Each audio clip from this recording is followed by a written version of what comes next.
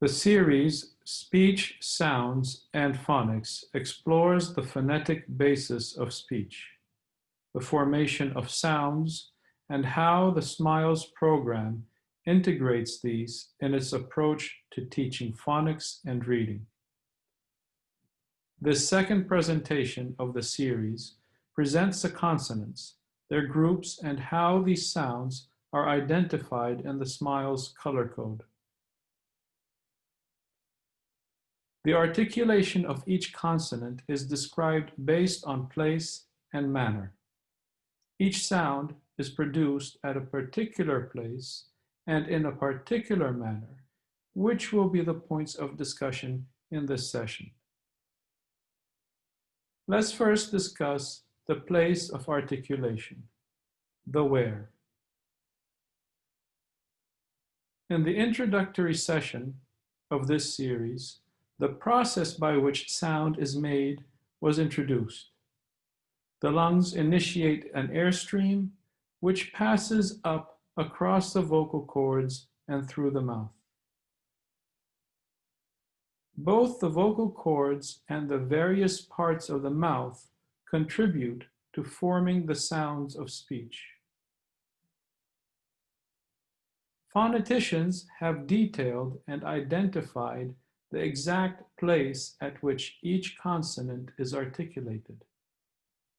However, if we focus only on the involvement of the lips and tongue, we notice a pattern that allows us to simplify the categorization and even to apply a color code to it.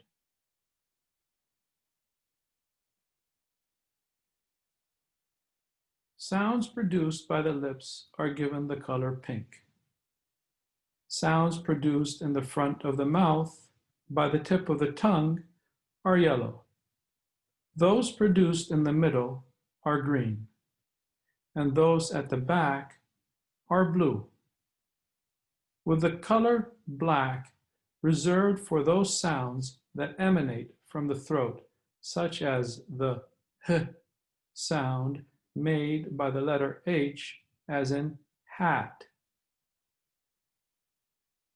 This slide summarizes the consonants based on their place of articulation. Note that the W sound made by the letter W appears as both pink and blue.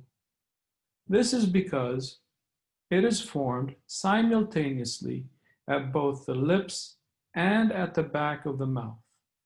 It is the only consonant that has two places of articulation.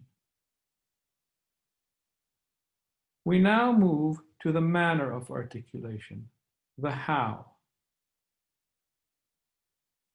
The manner of articulation primarily describes how close do the parts of the mouth come together to form a sound.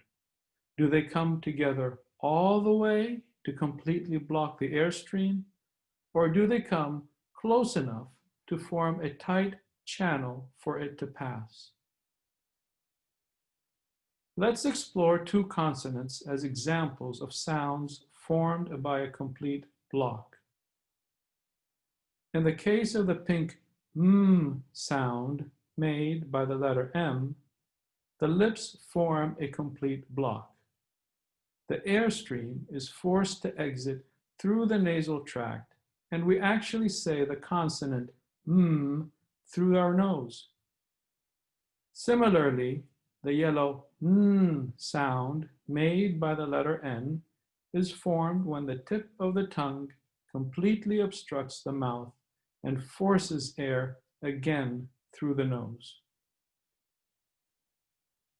So the first set of sounds are called the nasal consonants. They are formed by a complete block that diverts the airstream through the nose. The second set of consonants are called plosives. They start off in the same place as their color-coded nasal relatives, but instead the blockage is suddenly released, exploding the sound forward through the mouth. The pink P sound made by the letter P starts off as a block, just as its pink sound made by the letter M would. But instead of a diversion of the airstream, there is a release of the sound forward. B. Similarly, the yellow T sound made by the letter T is formed by a block in the front of the mouth by the tip of the tongue. The tongue drops and releases the sound, T. The blue K made by the letter K is another plosive consonant. It is formed at the back by a block, then released, K. So the second set of consonants, the plosives, are formed through the manner we refer to as a block and release. The third set of consonants are referred to as the fricatives. These consonants are formed by the lips or tongue, creating a narrow channel through which the airstream is forced to pass. No complete blockage is formed, just a narrow channel. The pink consonant V, made by the letter V, is an example of a fricative consonant. A narrow channel for air is created between the lower lip and the upper teeth.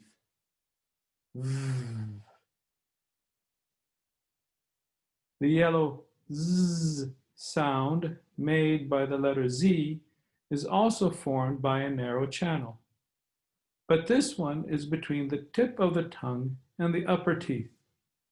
Z. So the third set of sounds, the fricatives, are formed by forcing air through a narrow channel. The last set of consonants are the approximates. There are 4 of them. The manner of articulation of these sounds is similar to that of the fricatives. The difference is that the channel formed is wider than that of the fricative consonants.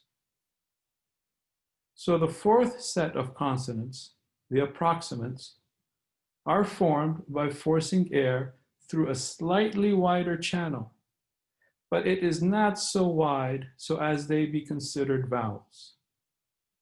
The approximates are consonants that fall at the border or limit just before a sound becomes a vowel. This concludes this presentation about consonants. The following presentation, 2.3, will explore the vowels in the SMILES program.